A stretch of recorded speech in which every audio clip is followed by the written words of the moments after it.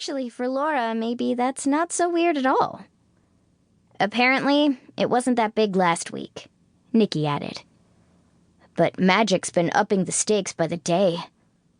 Nathan nodded in understanding, then straightened against the door and stared at the ceiling as the sounds of crazed animals inside Laura's magically enlarged secret lair faded behind him. She uses magic to keep all those things in their pens? Yep. Emily snapped her fingers, waiting for even a glimmer of light to flash from the copper legacy ring on her thumb. Nothing. Something about regulating the habitats, too. I bet that's why they're out. Nathan stepped slowly away from the door, as if any of the beasts could see him testing the waters, and sighed. Sounds like they're figuring out how to settle down. Wrinkling her nose, Nickie softly rolled the office chair back behind her big sister's desk and lifted her hands.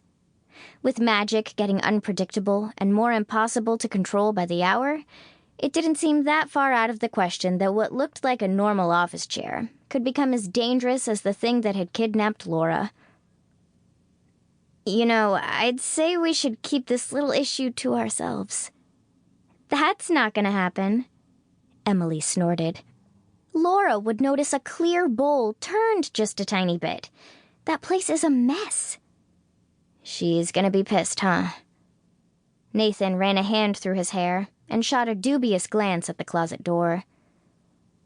Under any other circumstances, Nathan, I'd say that's a yes.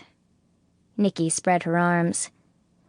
But Laura's been kidnapped by a Gorafrex and taken who knows where, and magic is broken. So what other choice do we have? The longest grudge she held against me was, maybe a month? Nickie shot her little sister a knowing look. It was more like 2, Em. For a few seconds, Emily managed to pull off her completely clueless innocence face, eyes wide and unblinking.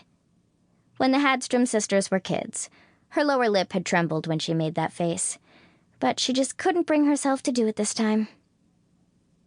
Okay, fine, maybe it was 2 months. Maybe if she'd told me that beat-up can was actually for ceremonial purposes, I wouldn't have poured bacon grease into it.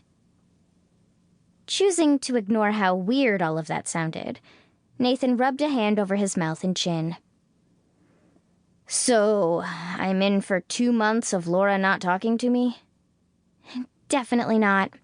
Like Nickie said, special circumstances and everything. I'd give it more like 2 weeks. Emily nodded toward the closet door. Which is probably how long it'll take her to put everything back together in there. Nathan took that bit of disheartening news like a champ. Maybe not if she lets me help. Emily raised her eyebrows and turned away to search her oldest sister's room. Good luck with that. Did you guys see anything in there, like what we're looking for? Nickie pulled back the comforter of Laura's king-sized bed, shrugged, then figured she might as well check under the mattress, too. Sorry, Nathan said, stepping into the bathroom to look through the neatly stacked towels on the rack beside the tub. I was a little busy trying not to get ripped to shreds by those... Are they dragons? Scratchhawk, I think. Emily opened the drawers of her sister's desk and rifled through the neat boxes of pens and color-coordinated paper clips in one, the stacks of perfectly aligned paper in another, and the file folder in a bottom drawer that had only 2 files in it, labeled Utilities and Rent. She quickly closed the drawers and thought about opening Laura's laptop before reconsidering. Can't put a digital file into a Tibetan singing bowl to track magical frequencies. Nathan stepped out of the bathroom again and leaned against the doorframe. And she just keeps all those animals in there because she likes to collect things, Emily said. Because she has this weird inability to see anybody or anything struggle and just has to help them. I wouldn't call that weird. Kind of endearing, actually. Oh, yeah? Is that what you were thinking when we were running away from a giant slug that breathes fire in her closet? The youngest Hadstrom sister looked up at the physics professor, then frowned.